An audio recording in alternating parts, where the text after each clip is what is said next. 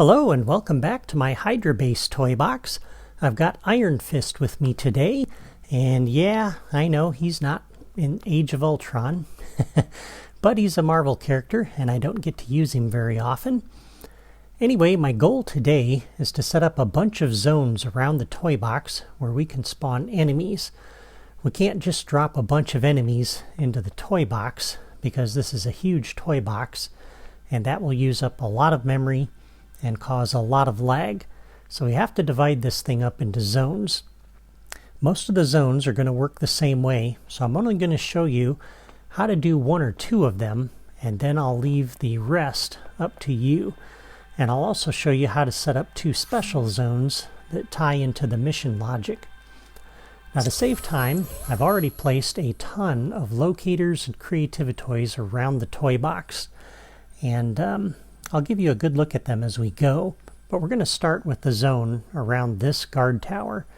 And just for reference, once again, the power generators are over that way. So we are on this end of the toy box.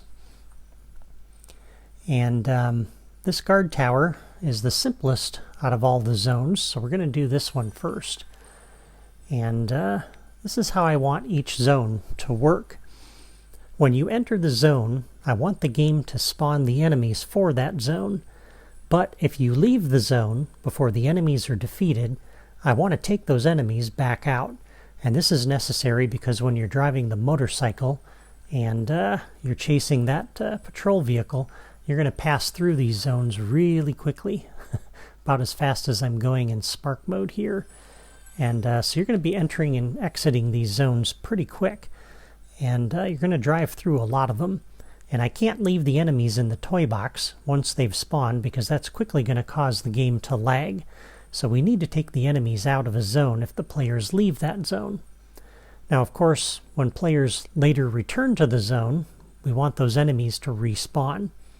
And of course, if you defeat all the enemies in the zone, then if you come back later, there shouldn't be any enemies. They shouldn't spawn.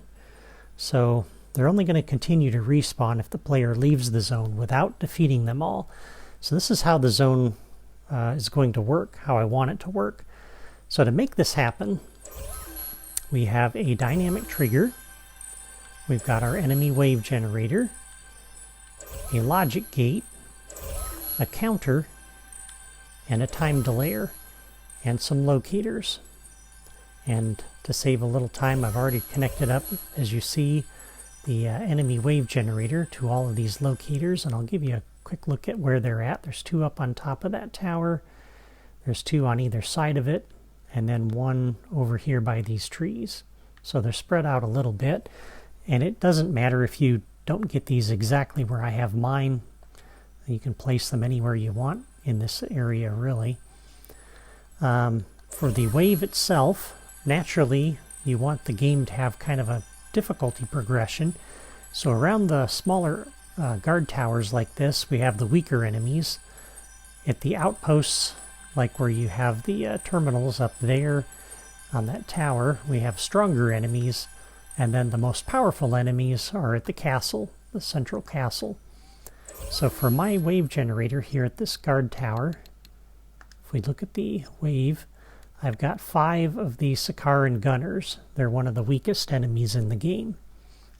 And I've got this connected up to 5 locators scattered around that tower.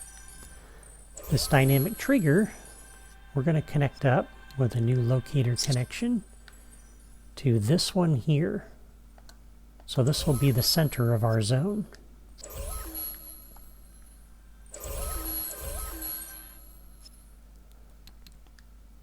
And on the properties for this, we're going to set the target to be the locator. And for the trigger distance, I'm thinking the zone should probably extend out to about here or so, maybe a little bit further. And so that's roughly about, let's see, 1, 2, 3, 4, 5, 6, 7, maybe 8, maybe let's say 10 blocks. And with 4 units per block, that would be a distance of 40. Let's just round this up and make it a distance of 50. That will be the trigger distance around that locator. Okay. So when the player enters and exits the radius that this toy sets up around that locator, that'll be our zone. The counter is going to keep track of the number of players in the zone. So for the properties on this, the target count is 2, that's fine. We don't need to see this on the screen. And these other properties are fine. And for the time delayer, I'm going to set this to be a half a second. So we're going to set this to be 0.5. All right. So for the zone, we want to do a new logic connection on the dynamic trigger. When entered by player, any, we're going to come over to our enemy wave generator and generate the wave. And that will put the enemies in at those locators. And by the way, the properties on this are set like you see them there. So generation delay is 0, and I've disabled the generation effects. All right. Let's see, what do we want to do next here? Ideally, when all of the enemies are deleted, we want to disable the zone. So on this dynamic, or this enemy wave generator, we want to do a new logic connection. When the wave is defeated, and I'm going to pass it through this logic gate here. So we're going to do an input to the logic gate. And on the logic gate, a new logic connection on output. We'll turn around and come back to our dynamic trigger and turn it off. So once we've defeated all of the enemies in this zone, that turns off the dynamic trigger, which effectively turns off the zone. So when we come back, the enemies will not be here, which makes sense because we've defeated them all.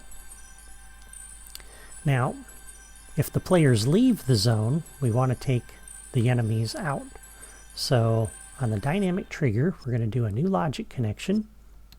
When entered by player, any, we're going to come over to our counter and we're going to increment it by 1.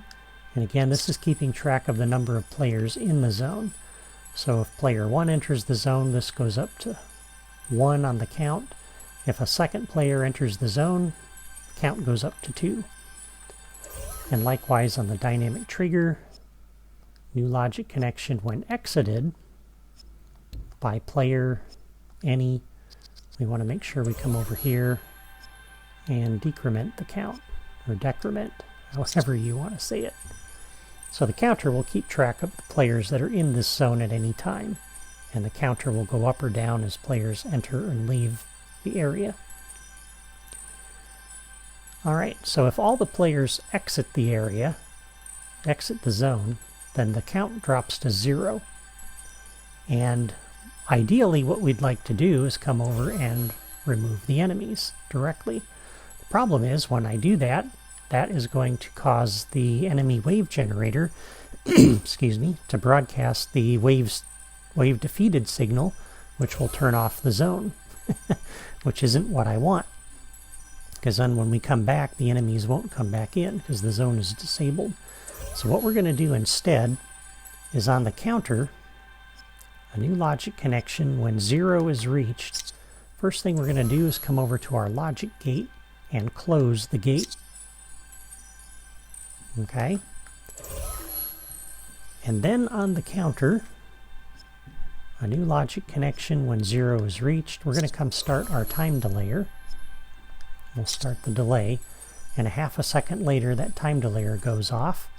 So on the time delayer, a new logic connection when the delay is completed. Then we'll come over here to our enemy wave generator and defeat the wave. And that again is going to cause the wave defeated trigger signal to be broadcast. That'll come through the gate, but the gate is closed, so it'll never go past the gate, and it'll never get back to the dynamic trigger to turn it off. So leaving the zone before the enemies are defeated will basically cause the enemies to be removed, but the zone will still be active. Okay? And when the players return to the zone, One more thing this dynamic trigger would need to do is a new logic connection when entered by player any. We need to make sure we reopen this logic gate so that if we do defeat all of the enemies, then that signal can get through the gate and come around and turn off the zone. Okay, so that's our logic for the zone. Just 5 toys, and it handles all the cases.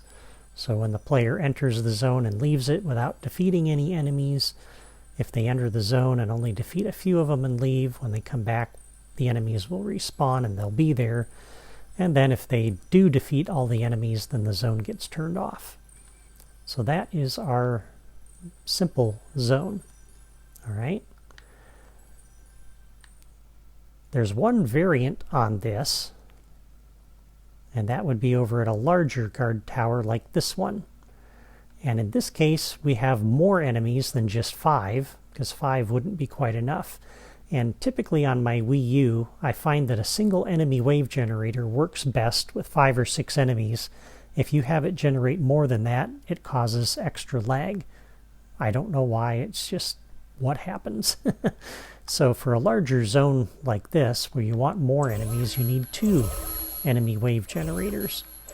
And so if you have 2 of these, how does that change the logic for the zone? Well, I'll show you how to hook this case up. You need 1 additional toy, and that's a dual action trigger. So the logic for this is very similar. This one I've got connected up to that locator over there. And the properties on this dynamic trigger is set to 140, so it's a pretty wide area around this this guard tower. For the first enemy wave generator, the wave is configured so I've got 3 Sakaran gunners and 2 elite Sakarans. They're a little bit tougher. And the properties are set up basically the same way as the other one was at the first guard tower. This one is set up almost the same way, except I've just got 5 Sakaran gunners. Properties are the same. And you set the properties for the counter the same way, for the time delayer the same way. There's no change. All right. This wave generator is set up to locators that you see here. Oops, there's a couple of them out that way. This one is set up with one out over that direction. There's a locator behind the tower and a couple of them up on top of the tower. And you can kind of see where these are placed. And again, the placement of these, you don't have to be exact. You can place them kind of roughly where I've placed mine, or you can choose to place yours anywhere else you want. Okay, so for the logic on a little bit more complicated zone like this, where you've got multiple wave generators, if you have just 2 of these, you'll use a dual action trigger. If you've got 3 or more, then you'll want to use a logic AND instead of a dual action trigger. But the logic is basically the same. So on the dynamic trigger, a new logic connection, when entered by player any, you want to come over to each of the wave generators and generate the waves. Entered by player any, generate the wave on this one. On this wave generator, new logic connection, when the wave is defeated, we'll input into this logic gate. And on the logic gate, a new logic connection on output. We can't go just directly back to here because we have multiple enemy wave generators, and we want to only disable the zone once all the enemies have been defeated. So the output signal is going to go from this logic gate to the dual action trigger, and we're going to input into that, or a logic AND if you'd rather use that. On this wave generator, new logic connection, when the wave is defeated, we'll go into its logic gate. So we got 2 logic gates here, one for each wave generator. And on output from this gate, that's going to be input number 2 into our dual action trigger. And then once both inputs have reached the dual action trigger, then on the dual action trigger we can do a new logic connection when complete, then go around and turn off the dynamic trigger. Okay. And other than that, the logic is basically the same. The dual action trigger is going to keep use the counter to keep track of the players that enter the zone. So we'll come over to our counter and increment by 1 on the the dynamic trigger. A new logic connection when exited by player any. Come over to the counter and decrement by 1 on the counter. A new logic connection when 0 is reached. We're going to come over to each of the logic gates. We have 2 of them now, and close them. So we'll close that one, and we also have to close the other one. So new logic connection when 0 is reached. Close this one too.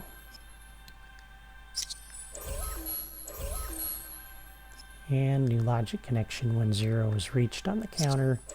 Go to our timer and start the delay, and again this is set to a ½ second. On the time delayer, new logic connection, delay completed. We have to defeat both waves. So we defeat that wave. New logic connection when the delay is completed. Defeat the wave on the other enemy wave generator.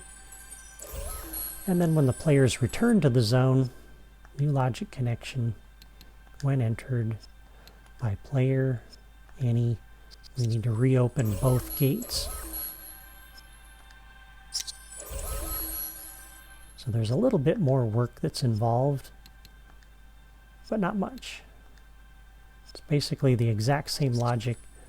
The only difference is we now have 2 enemy wave generators we got to deal with, and 2 logic gates, and this dual action trigger. And you can expand that same logic if you want an even larger area with 3 enemy wave generators or 4. You're just going to have that many logic gates, and you'll use a logic AND instead of a dual action trigger. So there is that zone. And most of the rest of the zones are the same way, so I'm not going to show you how to hook up the logic for them, but I will show you the settings for some of the properties and where I've placed the locators. Up here we have another 2 wave generator zone for this large castle. The first wave generator is connected to locators outside the castle here on the plateau. And the properties for this, the wave is configured with 5 elite Sakarans. Properties are the same as the others that you've seen. This one is connected to locators inside the castle, and I'll show you those in a minute. The wave for this one has 4 elite Sakaran and 1 large Sakaran, so he's kind of a mini boss for this outpost. And the locators inside the castle are placed as you see here. So there's 1 down on the ground, there's 1 on the wall, over there on the wall, another 1 on the ground there, and 1 on top of this tower.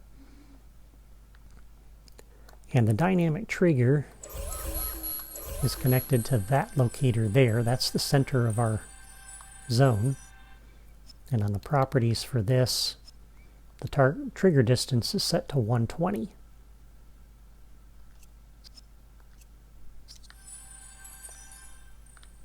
And that's really all you need. The logic for me to show you, because the logic here is the same as the one we just hooked up over at the last guard tower. Over here at this outpost, we just have 1 wave generator, so this is a little bit simpler.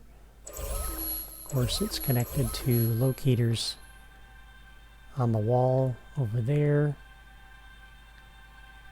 and 1 here in the middle of the courtyard, which is where the big guy shows up. When we configure the wave, 4 elites, 1 large Sakaran.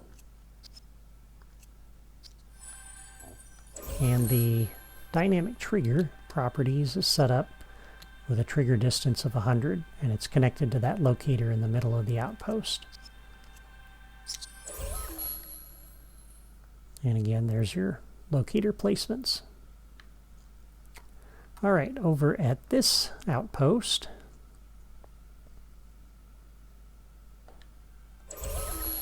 this dynamic trigger is connected to that locator right there, right at the intersection of those terrain blocks. And it's set with an 80 trigger distance. And the other locators are connected up to the enemy wave generator. You can kind of see where those are. And this is set up basically the same as the last one. 4 elites, 1 large. That large one makes a really good mini boss. Okay. Over at this bunker, protecting the climb there, this is connected to a locator up on top of the wall. So the locator placements here are as you see them. And the properties on the dynamic trigger for this zone set up with 70 as the trigger distance.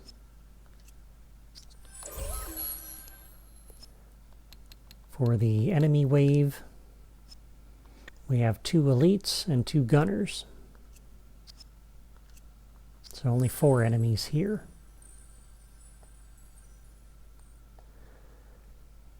Up here at the little monastery kind of like area, this is connected to a locator over here. So that is the center of our zone. And the properties on the dynamic trigger are set up with a distance of 70. That's the radius for this zone. And this is connected to locators scattered around. I'll try to give you a look at that. There's a couple of locators out here. The one that's there. And a couple of them there. And if we look at the wave for this one, we have 5 elites.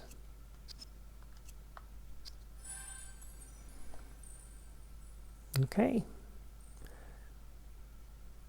All right, and that is it for the types of zones that we've looked at. Now we have 2 special zones, and the first one is over here at the cave. So we have a wave generator set up that's connected to 3 locators outside the cave here. And for this one, if you look at the wave, we have 2 elites and 1 large.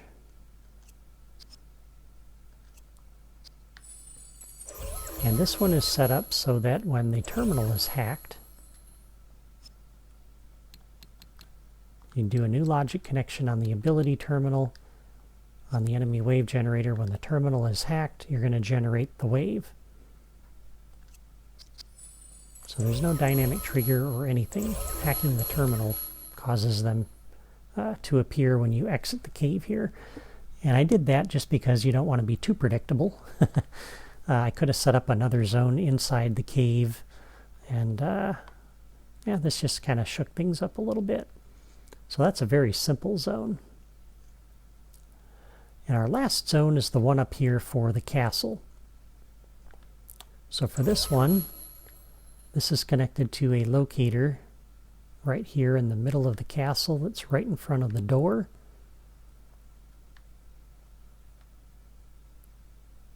And you can see where the other locators are placed. And there's one out here. And on the properties for this, trigger distance is 80.